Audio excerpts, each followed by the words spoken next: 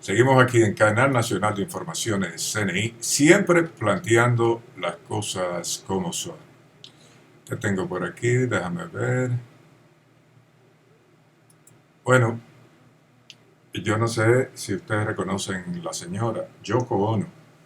Fue la esposa de John Lennon, en la vida de John Lennon, legendaria pareja, súper famosa en los 60 y principios de los 70. Después de la muerte de John Lennon, del asesinato de John Lennon, pues Yoko Ono desapareció de la escena mundial. Hoy cumple 90 años, una belleza oriental. Miren cómo los años todavía le dejan rastros de esa belleza que irradiaba en los 60 y en los 70. Eh, una noticia triste es esta. Jimmy Carter, hay información de Jimmy Carter y no es buena la información. Vamos a ver qué tenemos de Carter. Tenemos por aquí algo de Jimmy Carter.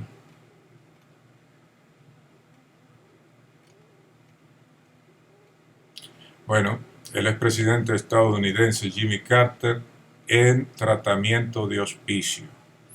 El expresidente eligió los cuidados paliativos. No quiere ya está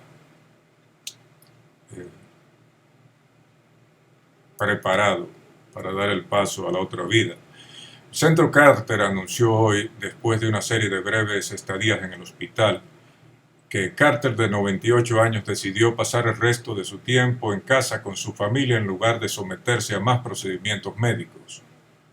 Cuenta con todo el apoyo de su familia y equipo médico. La familia Carter solicita privacidad durante este tiempo y agradece la simpatía mostrada por muchos de sus admiradores, dijo el Centro Carter en un comunicado compartido en Twitter.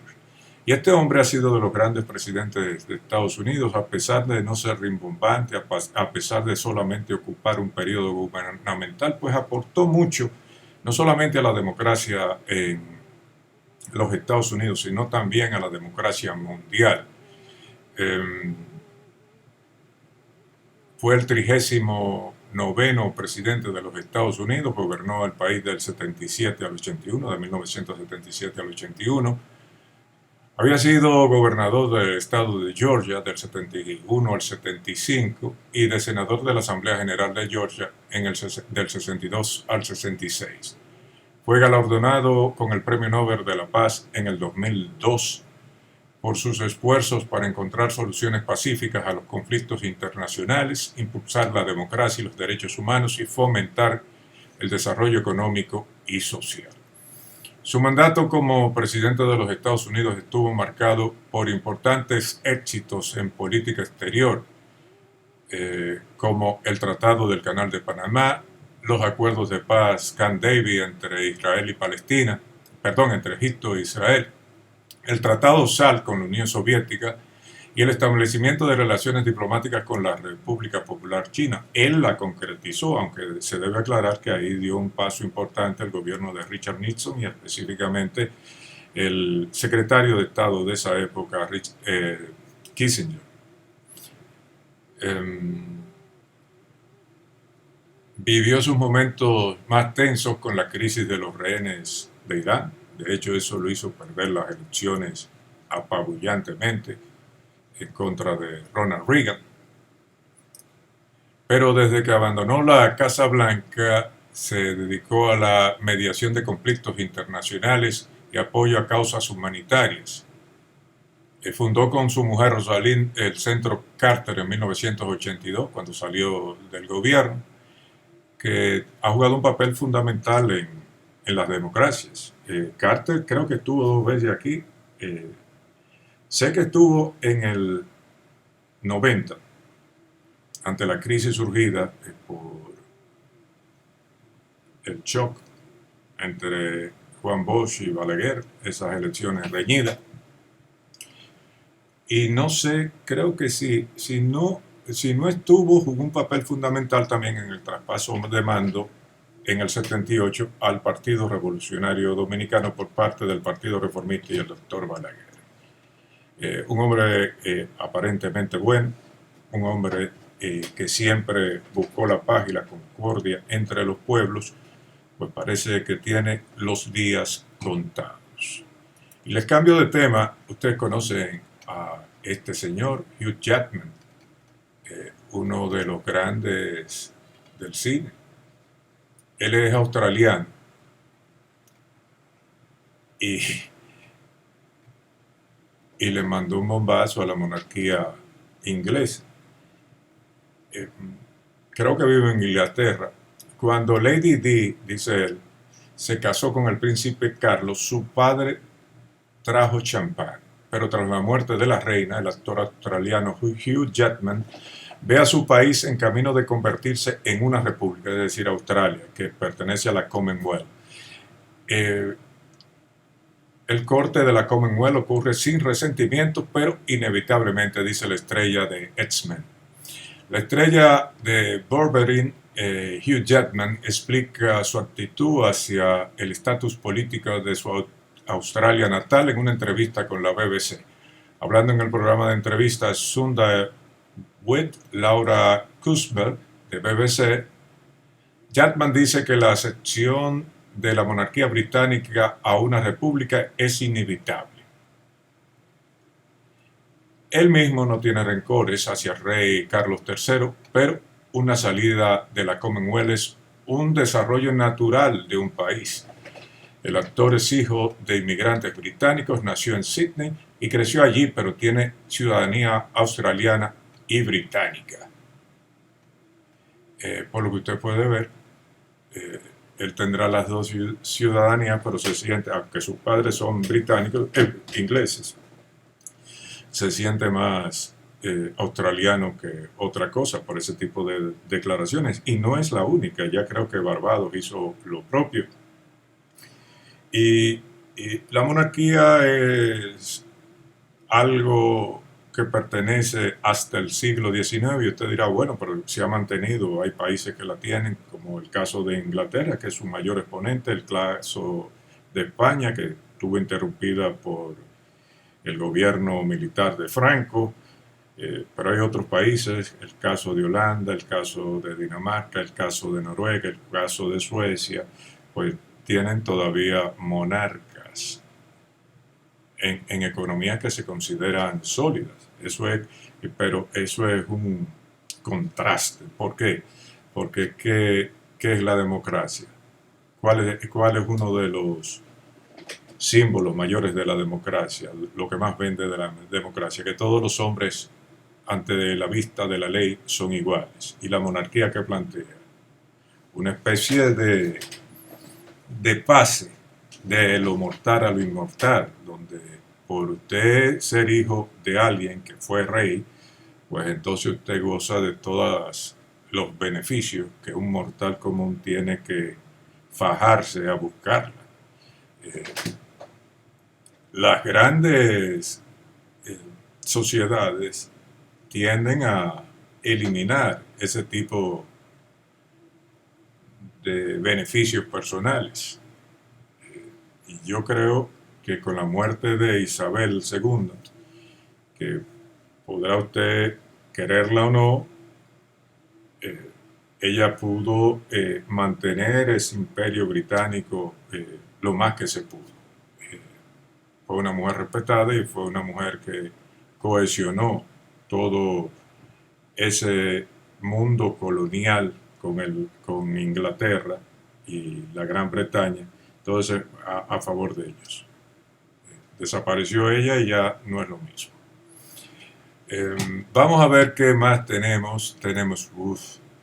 Usted sabe quién es ese señor, ¿verdad? Él es Víctor Orbán, es presidente de Hungría. Tiene la particularidad de que pertenece a la Unión Europea, pero también es en llave de Putin.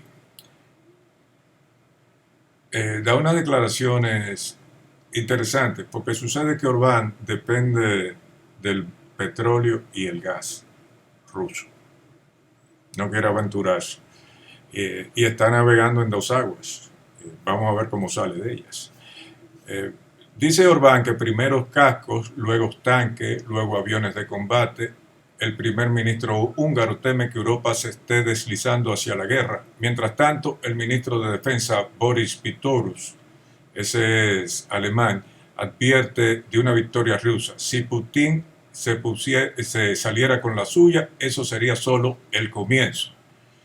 Según el primer ministro de Hungría, Orbán, Europa se dirige hacia la guerra. De hecho, ya está indirectamente en guerra con Rusia, dijo a sus seguidores. Comenzó con cascos, ahora se están enviando tanques, la lucha ahora está en la agenda y pronto escucharemos sobre las llamadas tropas de mantenimiento de paz. Occidente no ha contenido el conflicto, podría haber sido tratado como una guerra regional limitada, lo que yo siempre planteé aquí, o un conflicto militar entre dos estados eslavos, como propuso Hungría. Lo que sucedió en cambio fue otro argumento contra el superestado de Bruselas y para estados-nación fuertes. Hungría, miembro de la Unión Europea y de la OTAN, recibe gas natural y petróleo ruso. Lo que yo más temo, señores, es que eso le quedan pocos días de ser una guerra entre dos pueblos eslavos o regional, ahí en limítrofe, que abarque exclusivamente a Ucrania y que se expanda por distintos pueblos europeos, porque entonces ahí el conflicto va a adquirir ribetes mucho más peligrosos, no para Europa exclusivamente, sino para todo el planeta. No lo quiero asustar, pero eso es lo que yo veo.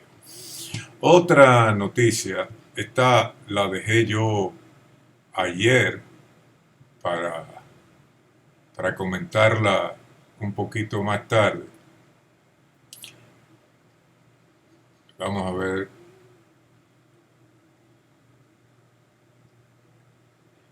Este señor se llama David Malpass, es el presidente del Banco Mundial. Renunció.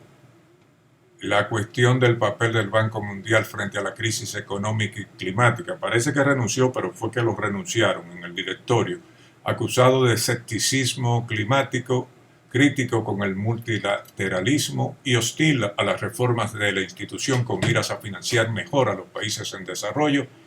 El líder dimitido no fue sin duda el mejor defensor de la cooperación internacional en un mundo cada vez más fragmentado. El Banco Mundial pronto cambiará de liderazgo. Su presidente David Malpass anunció el miércoles que renunciaría antes del 30 de junio, casi un año antes de que finalice su mandato de 5 años sin dar una razón específica. Colocado en este cargo por el expresidente de los Estados Unidos, Donald Trump, en abril del 2019, el estadounidense de 66 años fue criticado por su falta de voluntarismo en la lucha contra el cambio climático. También estaba bajo la presión de los países accionistas para reformar el Banco Multilateral de Desarrollo más grande del mundo. Apenas 6 días antes del anuncio de esta renuncia, el jueves 9 de febrero, la secretaria del Tesoro de los Estados Unidos, Janet Yellen, había llamado a la institución con sede en Washington a liberar rápidamente recursos para ayudar a los países en desarrollo a enfrentar la crisis, en particular crisis de salud y la crisis del clima. A medida que aumentan las necesidades de financiamiento relacionadas con la adaptación, el calentamiento global y muchos países ricos han salido de la deuda de la crisis del COVID-19. Varios accionistas del Banco Mundial quieren que la institución fortalezca sus capacidades de financiamiento apoyándose en el sector privado. Un informe encargado por los países del G20 y publicado en octubre del 2022 había presentado varias vías de reforma. Y me imagino que el gobierno de los Estados Unidos pues, puso su granito de arena para acelerar el paso, la renuncia de David Malpass, porque era un hombre de la plena confianza del presidente de los Estados Unidos, el señor Donald Trump. Vamos a un cambio, retornamos en breve. Usted no se mueva, este es el Canal Nacional de Informaciones, CNI, siempre planteando las cosas como son. Espérate.